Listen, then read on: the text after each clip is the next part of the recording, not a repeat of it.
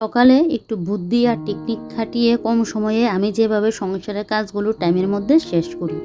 তো আজ তো শুক্রবার, তো কালকে রাত্রিবেলায় আমি সবজিপাতি কেটে রেখে দিয়েছি, কারণ শীতের বেলা। তো তার উপর আজকে হলো আমাদের এখানে বাজার বার, তো কখন সবজি কাটাকুটি করব আর কখনো রান্নাবান্না করব। এদিকে লাল শাকটা পরিষ্কার করে রেখে দিয়েছি, আলু কেটে নিয়েছি, বাঁধাকপি ভাপ দিয়ে নিয়েছি কাটাকুটি করে, তারপর মূলও কেটে রেখে দিয়েছি। তো এদিকে দেখো করে নিলাম সকাল সকাল চা। এখন থেকে আমার ঘরে প্রত্যেক দিন সকালবেলায় কিন্তু লিকার চাটা খাওয়া হবে। কাল রাত্রিবেলায় না আমার হঠাৎ করে এত পরিমাণে বুকে ব্যথা হচ্ছে, মনে হচ্ছে কি যে প্রত্যেক দিন তো সকালবেলায় দুধ চা খাই, আর এমনি তো দুধ চা খাওয়াটা ভালো না, তবে আমার তো খুব প্রিয় দুধ চা। আর আমার বরের আবার এই লিকার চা খেতে কোনো অসুবিধা হয় না, কিন্তু আমার লিকার চা যেন মুখেই রুচে না। তো যাক, আজ থেকে একটা কথা করে নিয়েছি যে না, প্রত্যেক দিন লিকার চা খাবো, মাঝে মধ্যে এক একদিন যদি একটু দুধ চাটা খাই। তো যাক, এদিকে চাটা খেয়ে এদিকে দেখো এক পাশে বসিয়ে দিয়েছি ভাত, আর এক পাশে মূলগুলো সেদ্ধ বসিয়ে দিলাম। শীতের বেলা কীভাবে যে চলে যায়, তার উপর আজকে বাজার বার। তো তোমাদের দাদাভাই এদিকে আবার দুপুরের খাবারও তোমাদের দাদাভাইকে দিয়ে দিই, তার জন্য সকালবেলায় আমার চাপটা একটু বেশি থাকে। তো ওইদিকে সবজি পাতি যদি কাটতে যাই, এদিকে ওর খাওয়ার জোগাড়ই করতে পারি না। তাই জন্য কাল রাত্রিবেলায় না আমি সবজি পাতি সব কিছু কেটে রেখে দিয়েছিলাম। তো এদিকে চালটা এখন ধুয়ে নিচ্ছি। আর আমার গ্যাস ওভেনের যে কী হলো, ওই যে বড় যে গ্যাসের ইয়েটা, বাটিটার যেটার মধ্যে বসালাম, এটা দিয়ে যেন আগুনটা আসতেই চায় না। তো একবার তো একজনকে ডাকা হয়েছিল, মানে ঠিক করে দেওয়ার জন্য বলছিল, ওই যে পিনটা বাড়ালে নাকি মানে কালি চলে আসবে। তো আমাকে বাড়িয়ে দেখিয়েও ছিল যে একদম দেখছি কালি কালি উঠে, তো সে আবার হাঁড়ি পাতিল সব কিছু কালি কালি হয়ে যাবে, মাটির উনুনে রান্না করলে যেরকম হয়। তাই বললাম যে লাগবে না, তো এটার মধ্যে আবার বাড়িয়ে দিয়েছিল। কতদিন ঠিক ছিল, আরেকটা বদলে লাগিয়ে দিয়েছিল, এখন দেখি আবার সেই এটার মধ্যে বসালে না কোনো কিছু যেন হতেই চায় না। তো তাই জন্য এক সাইড দিয়ে মূলগুলো সেদ্ধ করে নিচ্ছি, আর আরেক দিকে ভাত বসিয়ে দিয়েছি। আরেক পাশ দিয়ে দেখো এখন লাল শাকটাকে আমি বেছে নিচ্ছি। যে কোনো শাক সবজি রান্না করলে আমি এই বড় বলটার মধ্যে নিয়ে তারপর ধুই। আমার যেন মনে হয় কি বালি টালি থাকবে বা কোনো কিছু পোকা টোকা থাকলে আমি না হয় ছোটো জায়গার মধ্যে হলে দেখতে পারবো না, তাই জন্য এই বলটার মধ্যেই কিন্তু আমি নিয়ে নিই। তো এরকম করে কিন্তু প্রায় 2-3 বার করে শাকটাকে কিন্তু ভালো করে ধুবো। তো দেখো বাঁধাকপিটা কালকে কেটে সেদ্ধ করে রেখে দেওয়াতে কিন্তু আমার সুবিধা হয়েছে। এখন চট করে রান্নাটা করে নিতে পারবো। আলুটাও কেটে ধুয়ে টুয়ে রেখে দিয়েছি, এখন আলুটা চট করে ভেজে নিতে পারবো। এদিকে কোন দিকে কোনটা করবো না করবো আমি যেন মানে হুরুস্তুল লেগে গেছে কাজের মধ্যে, তার উপর আজকে বাজার বারটা পড়লো, তাই জন্য এরকমটা হয়েছে।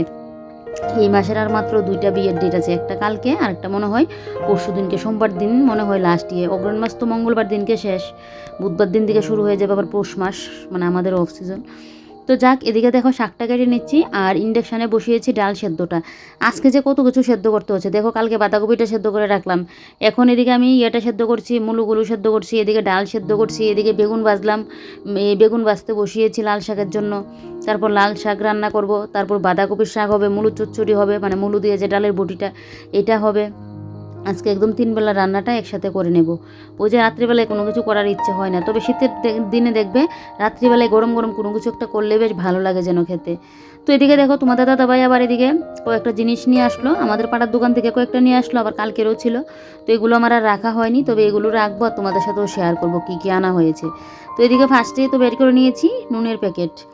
তো 2টা নুনের প্যাকেট নিয়ে আসলো, আমার ঘরে নুন আছে একটুখানি নিয়ে আরও প্রায় 1 সপ্তাহের উপরে রান্না হয়ে যাবে আমার যে নুন আছে। তারপরেও নুন নাকি ঘরে কোনো দিনও মানে শেষ হতে নেই, তো তার জন্য নুনের কথাটা আমি আগেই বলে রাখি, যখন একটু কম হয়ে যায় তখনই বলে দিই। তো 2 প্যাকেট নুন নিয়ে আসলো। নুন এরকম একটা জিনিস চাইলেও কিন্তু বেশি খাওয়া যায় না, দেখবে সব জিনিস একটু একটু বেশি খেতে পারলেও নুনটা বেশি খাওয়া যায়ই না। এদিকে নিয়ে আসলো বিস্কুটের প্যাকেট, তারপর নিয়ে আসলো ডাল, তারপর এদিকে নিয়ে আসলো মাসির বড়ি, এদিকে নিয়ে আসলো বাদাম। ও দেখো এখন আবার বাদামও বাছতে হবে, বুঝতে পারছো আজকে আর মানে উনুনটা আর খালি যাচ্ছে না। তারপর নিয়ে আসলো ধনিয়া গুঁড়ার প্যাকেট। তো এদিকে মাছের বড়িটা খুললাম না, মাছের বড়ি ঘরে আমার এমনিতে আছে, তো এগুলো এখন রান্না করব, তারপর এগুলোকে কিন্তু করব। এই মাছের বড়িগুলো কিন্তু আরেকজন থেকে নিয়েছে, দেখি এই মাছের বড়িগুলো খেয়ে কীরকম হয়। বাজার থেকে তো সবসময় নিয়ে আসে প্রায়ই, তারপর আমাদের দোকানে এসেও একজন দিদি দিয়ে যায়, তারপর এগুলো আমাদের দোকানে এসে আরেকজন দিয়ে গিয়েছিল। তো সেটা দেখি খেয়ে কীরকম হয়। মাছের বড়িগুলো দেখতে তো বেশ ভালো লাগছে, ছোটো ছোটো মানে করা, তো ভালোই লাগছে। দেখা যাক খেয়ে যে মাছের বড়িগুলো ভালো হয় কিনা। আর আমার তো মাছের বড়ি খুব ভালো লাগে, তরকারি মানে তরকারিতে দেওয়ার পর যেটা হয় এটা আমার অতটা না, কিন্তু আমি মানে একটু হালকা নুন হলুদ দিয়ে ভেজে যখন নামাই তরকারির জন্য, তখনই আমি 1-2টা করে খেয়ে নিই। আর তোমার দাদা এবার তরকারি বাতির মধ্যে দিলে ও আবার পছন্দ করে, ওর আবার ওইটা বেশি ভালো লাগে, মানে ঝোল টুল দিয়ে বা এমনিতে নিরামিষ চচ্চড়ির মধ্যে যে দিই, আমার ওইটাও ভালো লাগে। তারপরেও মানে খালি খালি এমনিতেও ভালো লাগে ওই নুন আর হলুদ দিয়ে ভেজে নিলে। তারপর এদিকে দেখো এখন কোটোই কোটো একটা একটা করে জিনিস ভরে নিচ্ছি। তো নুনটাও ভরে রাখলাম, মাছের বড়িগুলোও ভরে রাখলাম, এদিকে এখন ডালটা করে রাখলাম।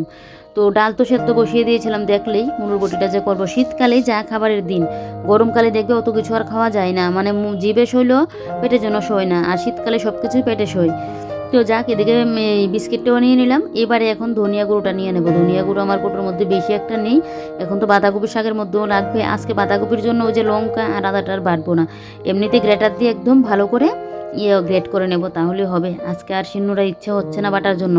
আজকে তো কোনটা করব কোনটা না করে না আমি বুঝে উঠতে পারছি না, এক হাতে অতগুলো কাজ। আর সবজিটা যদি সকালে কাটতাম তাহলে তো আরও উড়স্তুলটা লাগতো। সকালবেলা যদি সবজিটা কাটতাম তোমাদের দাদাভাই মনে হচ্ছে না আর খেয়ে যেতে পারতো।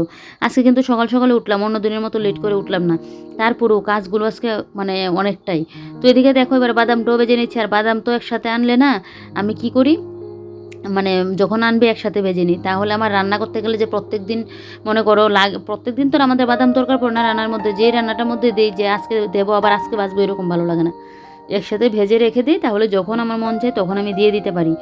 তো বাদামটা এখন এখানে ঝেড়ে নিচ্ছি, কারণ সামনের জায়গাটা যেহেতু লেপে রাখলাম, মানে আগে তো এখানে ফেলে দিতাম, তো এখন তো আর এখানে ফেলি না, যেহেতু সবসময় ঝাড়ু টাড়ু দিয়ে রাখি আর পিঁপড়ে চলে আসে, তাই জন্য বাদামটা এখানে কিন্তু ঝেড়ে নিচ্ছি। আর মানে ভাগ্যিস কাল সবজিটা কেটে রাখলাম, রান্না করছি আর তোমার দাদাভাইকে বলছিলাম এই কথাটা, যে ভাগ্যিস কেটে রেখে দিয়েছি। আমি এটা করি যখন দুর্গাপুজো টুজো আসে আমার দোকানে যেতে লাগে, তো তখন না আমি আগের দিনে সবজিটা কেটে রেখে দিই। সকালবেলায় রান্না করেই তো পুজো টুজো দিয়ে আমার 11টার মধ্যে দোকানে যেতে লাগে, আবার সে আস্তে আস্তে রাত্রিবেলায় 1টা 1:30টার সময় যখন আসি তখন তো আর কাটতে পারি না। আর যখন মানে পুজোর আগ মুহূর্তে তখন মনে করো ওই 8:30 9টার দিকে আসি, তখন গিয়ে আমি কেটে রেখে দিই কিন্তু। আর দেখো বাদামগুলো কি পরিষ্কার ছাড়ানো হয়ে গেছে। আর বাদাম পরিষ্কার করতে গেলেও টুক করে 2টা কিন্তু বাদাম মুখে দিয়ে নিয়েছি। তো যাক, এবারে বাদামটাও কৌটোর মধ্যে রেখে দিই। আর কয়েকটা বাদাম এখন একটু থেতো করে নেব বাঁধাকপি শাকের জন্য। আমার বরের তো বাঁধাকপি শাকটা খুবই পছন্দের, আমার আবার বেশি একটা ভালো লাগে না, খায় কিন্তু অতটাও প্রিয় না। তো যাক, তোমাদের দাদাভাইকে এখন খাবারটা দিয়ে দিলাম, মানে খাবারটা বেড়ে দিচ্ছি। গরম জলটা করে দিয়েছি, ইন্ডাকশানের মধ্যে গরম জলটা করলাম, কারণ যা ঠান্ডা পরে আবার ঠান্ডা লেগে গেলে থাকবে না। তোমাদের দাদাভাইয়ের এমনিতেই কুল অ্যালার্জি, একটুখানি ঠান্ডাই ও সহ্য করতে পারে না। মানে স্নান তো করে নেবে, কিন্তু কাশির যে প্রবলেম শুরু হয় বাপরে বাপ, কী ভোগান্তি যে ভুগতে হয়, মানে সহজে যেন আর কাশিটা কমে না। তো লাল শাক করেছিলাম দেখলেই তো, তো লাল শাক দিয়ে তোমাদের দাদাভাইকে দিলাম। আর এদিকে মুলুর চচ্চড়িও আমার হয়ে গেছে, মানে মুলু বটি বলি এটা আমরা, তো মুলু বটিও হয়ে গেছে।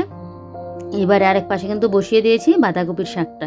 তো এদিকে দেখো মূলো বটিটাও মানে করে নিলাম। তারপর এদিকে এবারে কালকে তো রান্নাঘরের কাপড়গুলোকে আমি গরম জল দিয়ে ভিজিয়েছিলাম, তো কালকে আর এগুলো ধোয়া হয়নি। আর দেখো স্রাবটা পুরো নিচে বসে আছে। তো এবারে এই কাপড়গুলো এখনই এখানে ধুয়ে দেবো। ভেবেছিলাম একবার স্নান করার সময় ধুবো, তারপর আবার ভাবলাম আমার তো আবার মানে দোকানে যেতে লাগবে, কারণ তোমার দাদাভাই খাওয়া দাওয়া করে চলে গেলো, ওকে আমি দুপুরে খাবারটা দিয়ে দিতে পারলাম না। আমি বললাম আমি যাব, আর ও বলছিল যে দুপুরের জন্য একটু যাই, বিয়ের তো সিজন, তো ওর অনেক সময় একা অসুবিধা হয়ে যায়। কালকে ও নাকি সন্ধ্যার পরের দিকে ওর অসুবিধা হয়ে গিয়েছিল, মানে দিতে গিয়ে জিনিসপত্র দিতে গিয়ে, তো বলছিল আজকে যেন যাই। তো তার জন্য ভাবলাম কি যে না, বাঁধাকপি শাকটাও হয়ে যাক, ওরও তো পছন্দের, একবারে আমি রান্না করে, এমনি তো দোকানে যেতে লাগবে, আমি খাবারটা নিয়ে নেবো এখন, আর ওকে দেবো না। তো তাই জন্য আর দিলাম না। আর আমি এদিকে এখন কাপড়গুলো কেচে নিচ্ছি, যে স্নানের সময়গুলো ধুলে শুকাবেও না, তো আমার ঘরে এগুলোকে মেলে দিতে লাগবে, তার চেয়ে ভালো এখানে আমি ধুয়ে দিই। না হলে ও বাথরুমে গিয়ে যদি আবার ধুতাম না, এগুলোকে ব্রাশ করে করে আমি ভালো করে কিন্তু ধুতাম। তো এখন হাতে কেচে নিয়েছি হবে, কারণ কালকে সকালবেলায় ভিজিয়েছিলাম, তো সারা রাত্রি ছিল, এটাই একদম পুরো পরিষ্কার হয়ে গেছে। না হলে আমি ওই ব্রাশ দিয়ে দিয়ে করি। তো দেখো এবারে হাত দিয়ে একটুখানি কেচে নিয়েছি, কেচে নিয়ে এবার একটা একটা করে কাপড় কিন্তু আমি ওই মানে ফেনাটা ঝরিয়ে নিচ্ছি। সাফের ফেনা হয়ে থাকলে কী হয় বলো তো, পরে যখন আবার মুছতে টুছতে যায় তখন আবার অসুবিধা হয়ে যায়, একটা পিছলে পিছলে হয়ে থাকে, মুছে একটা যেন শান্তি পাওয়া যায় না। আর আমার রান্নাঘরের কাপড় চোপড় না একটু যদি তেল চিটে হয়ে থাকে আমার ভালো লাগে না, মানে আঠালো আঠালো একটা হয়ে থাকলে কীরকম লাগে। তো আমার রান্নাঘরের কাপড় চোপড় সবসময় পরিষ্কার থাকতে লাগবে, না হলে যেটা মুছবে সেটাও দেখবে একদম একটা আঠা আঠা আঠা আঠা হয়ে থাকে, কীরকম লাগে না। তো তাই জন্য আমি সবসময় রান্নাঘরের কাপড়গুলোকে না পরিষ্কারই রাখি। তো যাক, এদিকে দেখো সব কটা কাপড়ই কিন্তু আমার ধোয়া হয়ে গেছে। এবারে এগুলোকে এখন দিয়ে দিতে লাগবে মেলে, এগুলোকে বাইরে মেলে দেবো, তাহলে দেখবে আমার স্নান করতে করতে এগুলো কিন্তু আমার শুকানো হয়ে যাবে।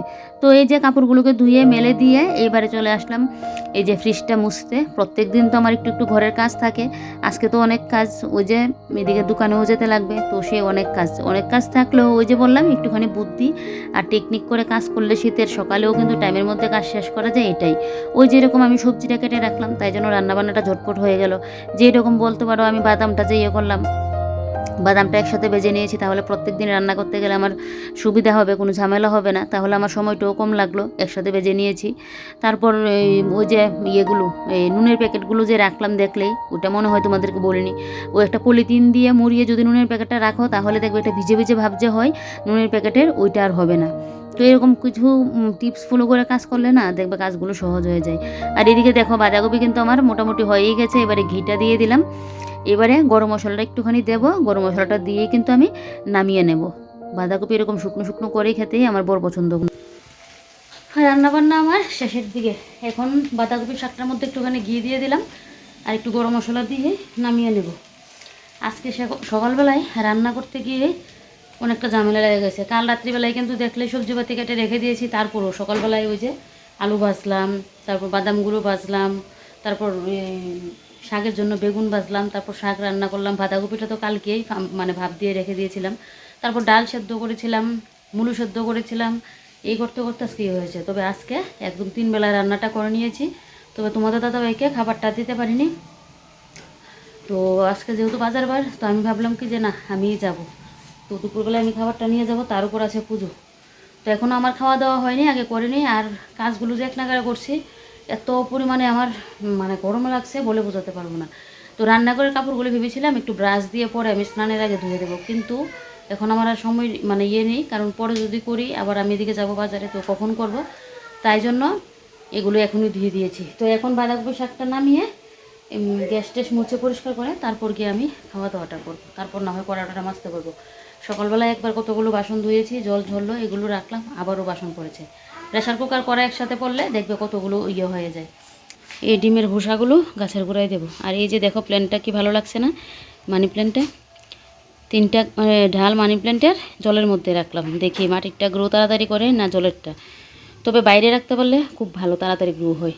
আগে তো মানি প্ল্যান্টের ডাল ডুল বেরিয়েছিল, ওইগুলোকে কাটিং করে লাগিয়ে দিয়েছি অন্য জায়গায়, আর বাদ বাকিগুলো এখন তো আবার নতুন করে হচ্ছে। জলের বোতল 1-2টা খালি পড়ে আছে, এগুলো ভর্তি করব। আর তোমাদের দাদাভাই দোকানের বোতলগুলো তোমাদের দাদাভাই করেছে। সকালবেলায় বিছানাটা তুলে আসলাম, এমনিতেই কাপড় চোপড় গুছাতে লাগবে। এখন তো কাপড় যদি লেট করে ধুই না তাহলে আর কাপড় শুকাতে যায় না। সকাল সকাল এরকম সকালে ধুয়ে দিই, শুকিয়ে যাবে।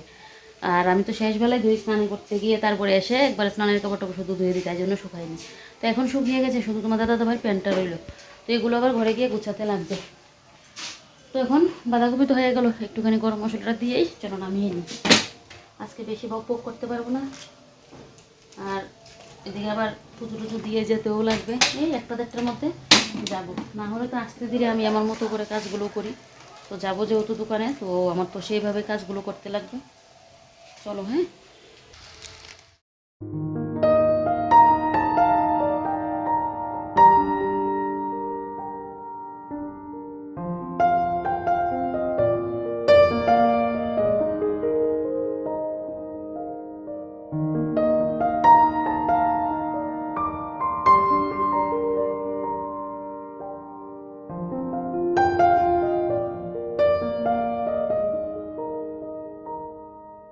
এদিকে আমার খাওয়া দাওয়া তো কমপ্লিট। আর এদিকে এবারে দেখো এই যে কাপড়গুলোখানে গুছিয়ে নিচ্ছি। এই ঘরে চলে আসলাম, খাওয়া দাওয়া করলাম, রান্নাঘরটা ঝাড় দিলাম, বেশ চলে আসলাম এই ঘরে। এই ঘরে এসে এবারে যা যা কাপড় চোপড় শুকিয়ে গেছে, কালকের কাপড়গুলো যে রোদে দিয়েছিলাম, তো এগুলোকে এবারে গুছিয়ে গুছিয়ে রাখছি। আমার না ঘরের মধ্যে কাপড় চোপড় টাল পরে থাকলে ভালো লাগে না, কতক্ষণে এগুলোকে গুছিয়ে রাখবো, মানে এগুলো দেখলেই যেন আমার মনে হয় কত কাজ পড়ে আছে, কত কাজ পড়ে আছে। তো তাই জন্য কাপড়গুলো এখন গুছিয়ে গুছিয়ে রাখছি। আর এই কাপড়গুলোর উপরে তুলবো না, শুধু তোমাদের দাদা সোয়েটারটা তুলে রাখবো। দেখো আবারও আরেকটা সোয়েটার নামালো। এখানে আছে 2টা সোয়েটার, একটা এখানে রাখলাম, পেছনের রুমে আছে আরও 2টা সোয়েটার, কতগুলো সোয়েটার যে ওর নামানো। আর এদিকে জুতোগুলো আমার এখানেই থাকে, তোমাদের দাদা ভাইরা আর আমার ঘরে পরা জুতোগুলো, এই জুতোগুলো খুব ভালো। এই জুতোগুলো পরলে না মুজো টুজো পড়তে লাগে না, একদম পাগুলো গরম থাকে, খুব ভালো হয় এই জুতোগুলো পরলে, মানে পাগুলো মানে খুবই থাকে। গত বছর নিয়েছিলাম, না হলে তো আলাদা করে আবার মোজা টোজা পড়তে লাগে। আর আমি মোজা পরে থাকতেও পারি না, আমার পা মাথা যেন পুরো গরম হয়ে থাকে, আমি সহ্য করতে পারি না। তো এদিকে দেখো এবারে ঘরটা ঝাড় দিয়ে নিচ্ছি, একটু বেশ তাড়াতাড়ি কাজগুলো করছি, কারণ যেহেতু দোকানে যেতে লাগবে তাই। আমরা মহিলারা চাইলে সব দিকেই আমরা কিন্তু করতে পারি। আর আজকাল আর মহিলারা তো পিছিয়ে নেই বলো, ঘরে বাইরে সব দিকে কিন্তু মহিলারা সামলাচ্ছে। তবে যার যার সংসারের বুঝে আমরা কিন্তু কাজগুলো করি। তো এদিকে দেখো এবারে ঘরটা একটু মুছে নেব। তো এদিকে ঘর তো ঝাড় দিয়ে নিয়েছি, এবারে বালতিটার মধ্যে দিয়ে দিলাম ফেনাইল, আর এই যে নিয়ে নিলাম একটুখানি স্রাপটা দিলে অনেকটা ময়লা কাটে, কিন্তু ঘরটা একটুখানি পিছলেও কিন্তু হয়। তবে বেশি একটা স্রাপ দিয়ে নিই, না হলে বেশি ফেনা উঠে গেলে না এই ঘর মুছতে গেলে যা কষ্ট, কতবার করে যে মুছতে লাগে। বেশি ফেনা হয়ে থাকলে পরে এগুলো দাগ পড়ে যায়, তাই জন্য স্রাপটা কিন্তু বুঝে শুনে হিসেব করেই দিতে হয়। এবারে দেখো আমার ঘর মোছা শুরু হয়ে গেছে। আর দেখো বন্ধুরা, একদিন তোমাদেরকে বলেছিলাম না যে এই কাপ্তান নাইটিটা তোমাদের দাদাভাই যখন এনেছিল আমার ভালো লাগতো না, বললাম যে এগুলো তো আমি পরিনি কোনোদিনও, বা হেনা তেনা কত কিছু বলেছিলাম। আর এখন এটা আমার পড়তে পড়তে এতটা প্রিয় হয়ে গেছে তোমাদেরকে বলে বোঝাতে পারবো না।